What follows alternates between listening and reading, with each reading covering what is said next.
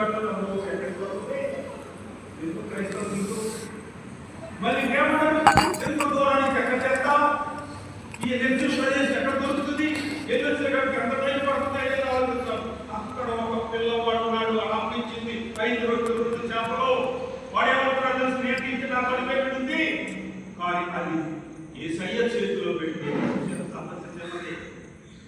కానీ వాడేమంటున్నాడు తెలుసా ఈ సమస్యను పరిష్కరించగలిగిన వాడు ఇక్కడ ఎవరు లేరు ఈ సమస్య పరిష్కారం అవ్వాలంటే ఆయన చేతిలో పెడితే ఆ సమస్యకు పరిష్కారం అవుతుంది అని అన్నాడు అంతమందిలో చిన్న పిల్లవాడు వాడేమంటున్నాడు ఈ సమస్య పరిష్కారం అవ్వాలంటే మానవులకు మనం ఏం చేయలేము ఆయన చేతిలో పెడితే పరిష్కరిస్తారని నమ్మాడు పెట్టాలనుకున్నాడు మూడోది ఏం చేసేసా గట్టిగా నమ్మాడు ఆయన చేస్తాడని అక్కడ లేచి అర్థమైందా ఎలా చేస్తాడని వేసి ప్రభు అర్థం అవుతాడేమో ఒరే పిచ్చోడ పిల్లోడా 5 రొట్టెలు 2 చేపలు ఎవరు ముక్కులో పెడతారా ఇక్కడ 20,000 మంది పెద్ద పొట్టలతో ఉన్నారు నీకేం చేస్తున్నా అంటారని హేళన చేస్తారని కూడా నా యేసయ్య చేతిలో పెట్టాలి ఎప్పుడైనా వెళ్ళిపోయి అన్నాడు యేసయ్య చేతిలో పెట్టాడు ఎన్ని కప్పులు మిగిలిపోయి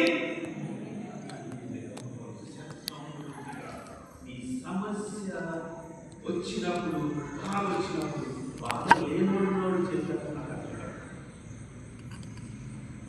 ఇది ఎక్కడ ఉన్నారంటే తెలుసు పక్కన ఏం బాధలు లేవండి ఒక అంత ఆనందం ఉన్నాడు అయ్యో లేదు కానీ ఆ సమస్యను తీసుకొస్తున్నారు కానీ ఇదేం చేయలేదంటే ఆ సమస్యను దేవుని చేతిలో పెట్టి మళ్ళీ మోసుకెళ్తున్నావు మళ్ళీ ఇక్కడ దించుతున్నావు మళ్ళీ పూజ అవగానే మళ్ళీ ఎత్తుకుంటున్నావు మళ్ళీ వెళ్ళిపోతున్నావు ఏ రోజు కాదు పెద్ద మోసపోతున్నాయి ఇది సమస్యలు మూడవది ఏ సంఖ్య నాకు చేస్తాడు అని పరంగా నమ్మాలి అక్కడే నువ్వు నమ్మావా నీ నమ్మకమే నీకు ఈగ తీసుకుంటున్నాడు నమ్మకం దేవుడు నీ విశ్వాసమే నీకు స్వస్థ అన్నాడే కానీ నీ డబ్బే నీ స్వస్థ నీ చెడ వల్లనే స్వస్థగా నీ కండ వల్లనే స్వస్థగా నువ్వు నమ్మగలిగేవని నా యేసయ్య నాకంతా మంచి చేస్తాడు అని నమ్మగలిగితే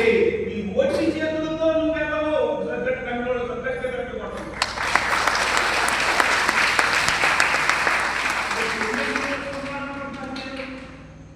నా భర్త నన్ను బాగా చూసుకుంటాడు నా భార్య నన్ను బాగా చూసుకుంటుంది అని నమ్మకం పడ్డాగా మరి దేవుని దగ్గర కూడా వచ్చారు నమ్మకం చిన్న బిడ్డలాగా నమ్మగలిగితే ఆ పిల్లడు నమ్మాడు జ్ఞానవంతులు నమ్మలేదు నమ్మగలిగితే ఒట్టి చేతులు నేను ఆశ్చర్యంగా కావాలంటే మా ఇంటికి రావాల్సిన ముందులో లేదా నా ఇంట్లో లేదా కారణం లేకపోతే దేవుడి దగ్గరికి మనం వెళ్ళాలి కదా మన దగ్గర పైన రాకూడదు నువ్వు ఒక్కడు చేసి ఆయన దగ్గర 10 అడుగులు తీసుకొస్తావు నీ దగ్గరికి రెండోది తీసుకొచ్చిన సమస్యను మళ్ళీ వెనక్కి తీసుకెళ్ళకుండా ఆయన అప్పగించాలి ఎప్పుడు అప్పగించగలుగుతావు నీ సమస్య టైంకి నువ్వు నమ్మగలిగితే ఆయన నాకు చేస్తాడండి నా కర్మ ఇలా కదలెట్టుంది ఏం చేద్దామయ్యా అంటున్నాను ఈరోజు ఏమన్నా నా కర్రాకుంటే నేను బాబుని పంపిస్తే నువ్వేం చేస్తావయ్యా నాకే నా కర్మ రాసి పెట్టి ఉన్నాయి మళ్ళీ అక్కడికి తీసుకెళ్తున్నావు నమ్మగలిగితే అలా దేవుని దగ్గర మన జీవితంలో ఏం జరుగుతుందో తెలుసా దేవుని సన్నిధిలో కూర్చోగలిగితే దేవుడికి మొరపెట్టగలిగితే మనం అలా సాంలో దేవుడి దగ్గర మన దగ్గర జ్ఞాపకంతో ఉన్నారు కదా వాళ్ళు చేస్తానే ఆరాధన మేము వెళ్తాము మా బాబాలు మాయి మా కష్టాలు మాయని అక్కడే ఒకవేళ వచ్చినా ఏమన్నా తెలుసా నేను దేవుడి గారికి పూజలు పెట్టించాను అన్ని చేశాను నాకేం లాభం తగ్గింది సహోదరి సహోదరుల లాభాన్ని ఆశించడంతో నీవు పని నువ్వు చెయ్యి దేవుడి సన్నిధికి వచ్చి కూర్చుని నీ కష్టాన్ని నీ చేతులతో తీసి ఆయన చేతుల్లో పెట్టి నా దేవుడు నాకంతా మంచి చేస్తాడని 3 నువ్వు చేయగలిగితే దేవుడు తన చిత్తం చేయడం సమస్య ఉదాహరణ చాలా ఉదాహరణలు ఉన్నాయి నీ స్థితి మారిపోతుంది నేను చెప్తున్నాను ఎంత బొమ్మల వచ్చావో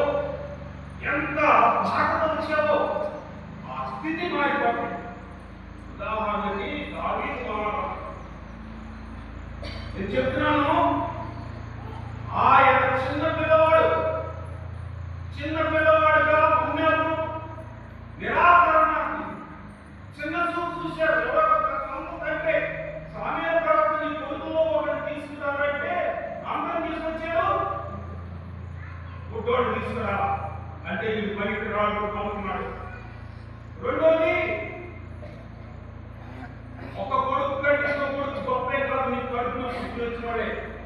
ఒక కొడుకు గురించి గొప్పలు చెప్తున్నాడు, కూతురు గురించి గొప్ప చెప్తున్నాడు. నీ బిడ్డలు ఎక్కడో ఒకడు గొప్ప అవ్వచ్చు, ఒకటి గొప్ప అవ్వచ్చు, కానీ నువ్వు చిన్న చోటు చూడకూడదు. ఏమంటే నా పెద్దోడంటే అంత చూడండి, రెండో వాడు కళ్ళు తిరుగుతున్నాడండి.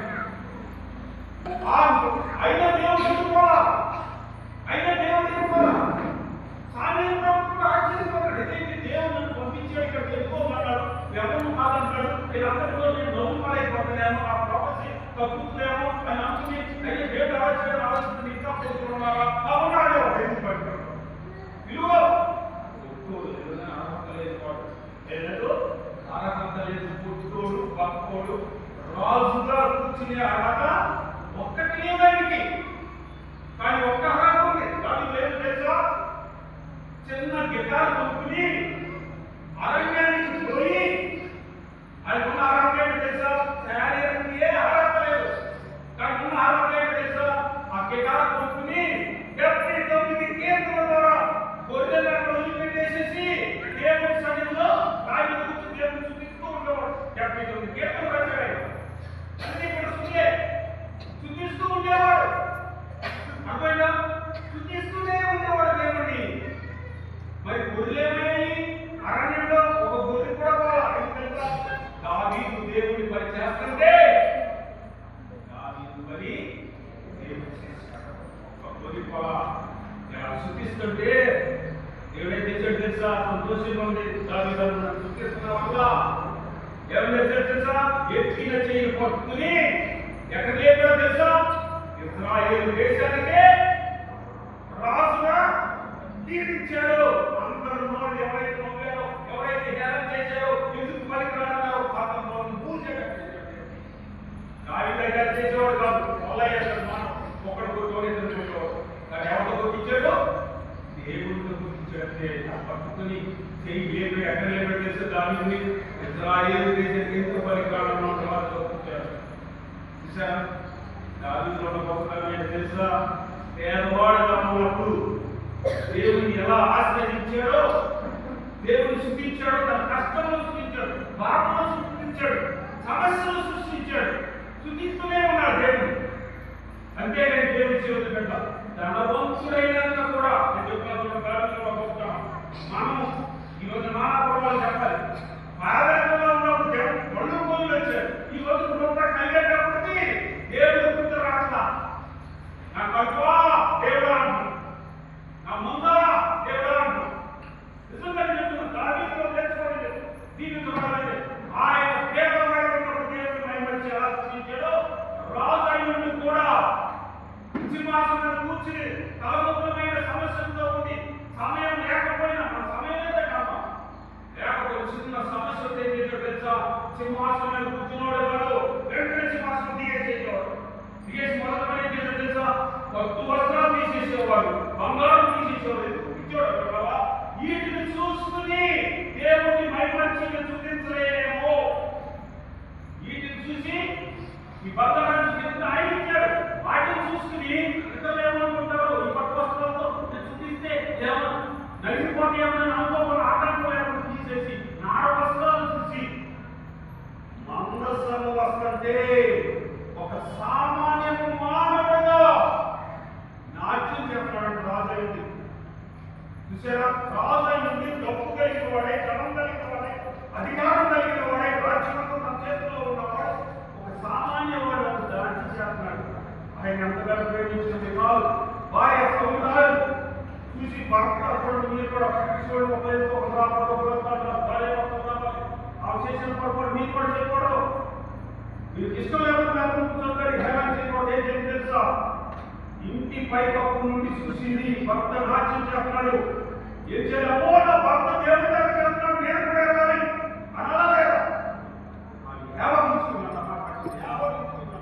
ఎందుకని రాజయుడి సామాన్యుడుగా అందరి ముందు ఎత్తులైపోయింది మన పొరుగు పెద్దాచాడు కేవలం రూపాయలు దేవుడు సాధించు ఏ దగ్గర పడతాం ఈ ఊపిరి పోతే ఏ రకంగా తప్పే వచ్చింది ఎవరు తీసుకెళ్ళండి తోడబెట్టారు చెప్పకుండా కొడుకుంటే పైకి తీసుకొచ్చారు ఎంతమంది చెప్పండి అన్ని వాళ్ళు పెట్టచ్చు ఏమో కూడా నా భర్త నాశనం చేస్తున్న దేవుడు శుద్ధిస్తున్నాను నేను కూడా చేయాలనుకున్నా యావత్ ఉంచుకుంది తర్వాత ఆస్వాదిస్తారు కాబట్టి దానిలో చేతులు కొట్టేసింది మా పొరుగు తెచ్చావు పదార్థాలు చేసావు నువ్వు రాజు అయిన చెప్పినటువంటి కానీ ఫలితం దేవుడు ఎవరు దేవుడి పని కానీ మామూలు దేవుడు చూస్తున్నాడంటే దేవుడి పని చేస్తున్నాడు దేవుడి పని చేసేటప్పుడు ఏమన్నా అన్నారనుకోండి ఆమె గర్భం పూర్తి చేయబడింది అంతే లేదు ఆమె భక్తులని సౌరభు ఎంతో ప్రేమించి చేస్తున్నాడు అర్హత లేని వాడికి సర్వమాన్ని ఇచ్చాడు అర్థమైనా మాత్రం దేవుడు ఆశ్చర్యకార్యం ఎవరైతే దేవుడు దగ్గరికి దేవుడికి తెలియదు కష్టాలు చెప్పుకుని ఆయన ఎంత స్థితి ఎక్కడ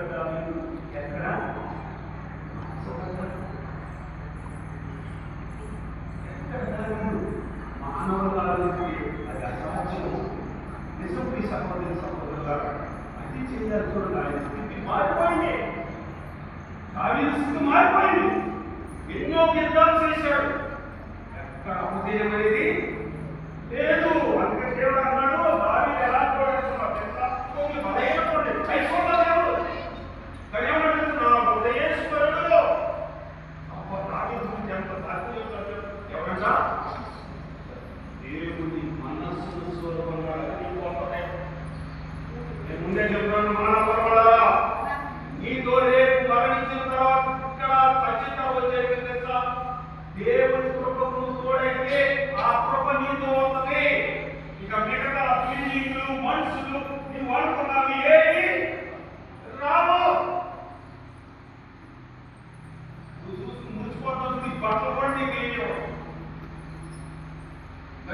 వెళ్ళి రూపాయలు చేరకుండా తీసుకెళ్తాను అర్థమైనా ఈ బంగారం చూడండి ఇగో పెట్టుకున్న నడుచులు అవి ఒలిసేస్తారు ఈ కాళ్ళు ఒలిసేస్తారు అక్కడ బంగారం తెచ్చి పీకెళ్తారు ఎవరో బయట మీతోనే నిజం సహోదరుల నీతో వచ్చేది చూడండి హృదయేశ్వరుడు దేవుడు ఎలా దావించేది కూర్చుంటాడా దేవుడు సృష్టించడంలో దేవుడి సన్నిధిలో అంటే ప్రతిరోజు ధ్యానంలో కూర్చుని ఆయన ముందు కూర్చున్నవాడు ఇక్కడ నేను ఇక్కడ కూర్చున్నాను ఇక్కడ కదా నా ఇంట్లో అలా ధ్యానం అంటే ఆ రోజుల్లో దేవాలయం ప్రతిరోజు అన్నింటిని పక్కన పెట్టి సింహాసనం మీద పెట్టి ఎక్కడో ఎక్కడికి దేవుని ఆలయానికి వెళ్ళి నేను చెప్పాను మనలో అట్లా ధ్యానంలో కూర్చుని అయిన తర్వాత తమతో చదువుతున్నవాడు ధ్యానంలో ప్రవేశించి దేవుడు కూర్చుని ఆయన చేసిన ప్రార్థన తెలుసా నేను ప్రార్థన నేనే వాడినయ్యా నా కుటుంబం ఏ వాడికయ్యా ఒక రోజు తింటాను లేదయ్యా ఒక రోజు ఎన్నో కష్టాలు ఉన్నానయ్యా అనేక సమస్యలు చిన్న చూసుకోవడానయ్యా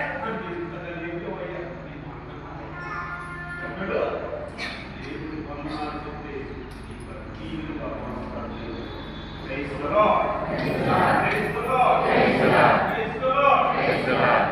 సహోదరి సహోదరులారా రెండోది మన జీవితంలో కష్టాలు బాధలు సమస్యలు వస్తూ ఉంటే అవన్నీ కూడా దేవుడి సన్నిధిలో కూర్చోగలిగితే దేవుడు తీసేస్తాడు. మనుషుల దగ్గరికి వెళ్తే తెలుసా అమ్మ గాయమైందంటే గాయమైనప్పుడు రాడు గాయమైనప్పుడు రాడు తగ్గిపోతుంది ఎక్కడమాట గాయమైనప్పుడు కదా ఎలా ఉన్నది తగ్గిపోయింది భూమి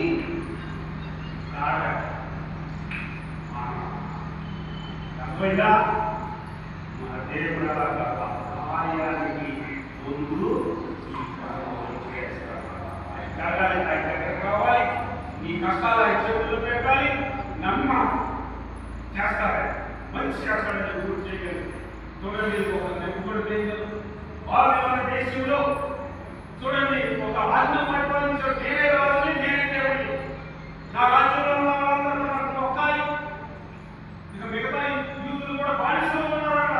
ఒక్క జీవితం వాడేమనుకున్నాడు, వ్యతిరేకమైతే మనకి మాట్లాడాడు లేవని ఒకట మొదలు పెట్టారు. ఆ రాజు యొక్క విగ్రహాన్ని దేవుడు గొప్పగా మొదలు పెట్టారు. వాళ్ళు ముగ్గురు పిల్లలు ఎవరో శంకర్, మెషక్, అభినందనుడు. మేము చేయము నిజదేవుడికే ఉంటాము, పొరపాటు మమ్మల్ని చంపినా రాజు కోపం వచ్చి చూడండి.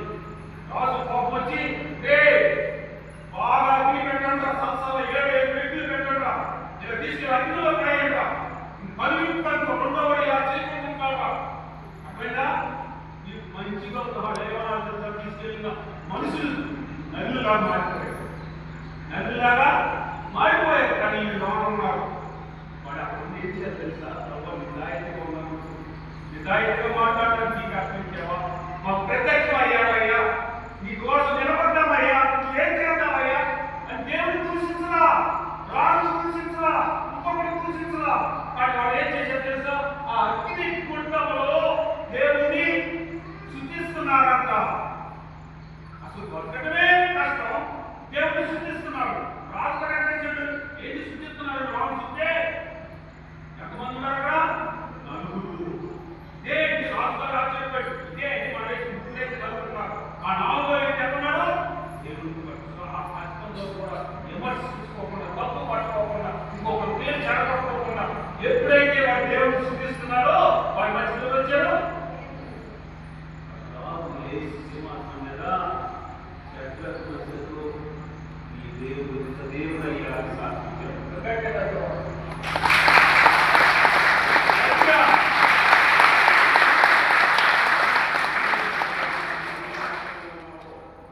ఏ బాధలో ఉన్నావో, ఏ సమస్యలో ఉన్నావో అక్కడ అందరూ చూసుకుంటూ అందరూ తప్పు పడుతుంటూ ఇంట్లో ఉన్నావు ఇంకా బందోబస్తు వారి మీద శాపాలు పెడుతూ నీ కొడుకుని కూతురు చూడకోకుండా, నీ మనవడని చూడకుండా, నాశనం అయిపోకుండా నీ శాపాలు జీవితం నాశనం చేయకుండా మెరగట్టలేసినట్టుగా దేవుని సన్నిధిని కూర్చో. ఎవరు అక్కడ అదృష్టమైన నా దేవుడు కష్టాలు చూస్తాడు. చూపించగలిగితే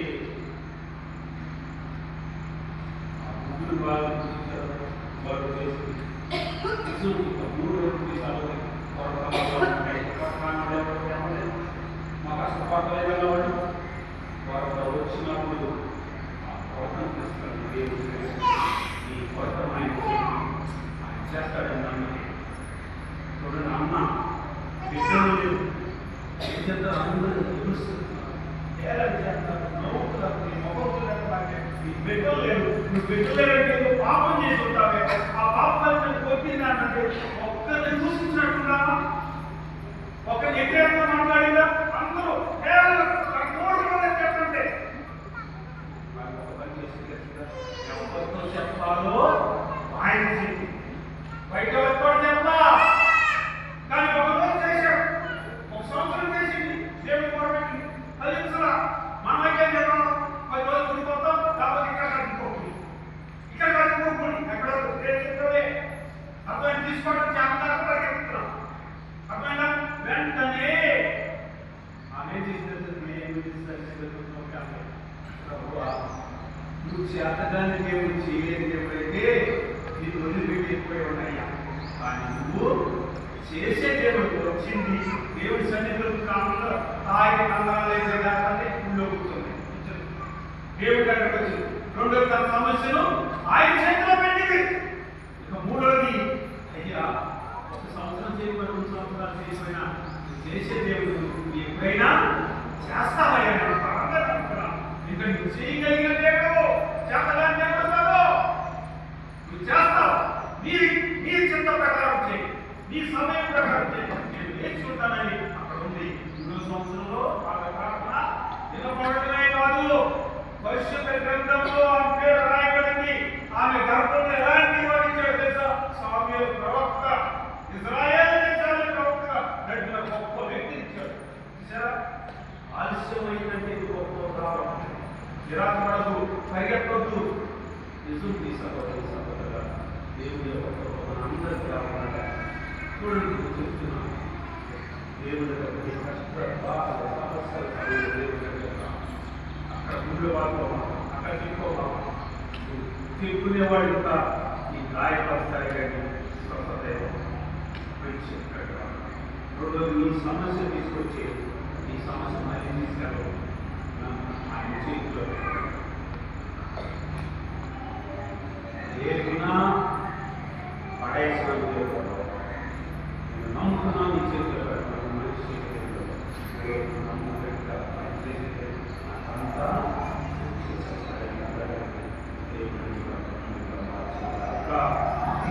కుటుంబాలు జీవించబడుగాక, మీ బిడ్డలు జీవించబడుగాక, మీ బిడ్డ కష్టంలో బాధలు సమస్యలు ఉన్నాయో వారి విడుదల దయచేయుగాక.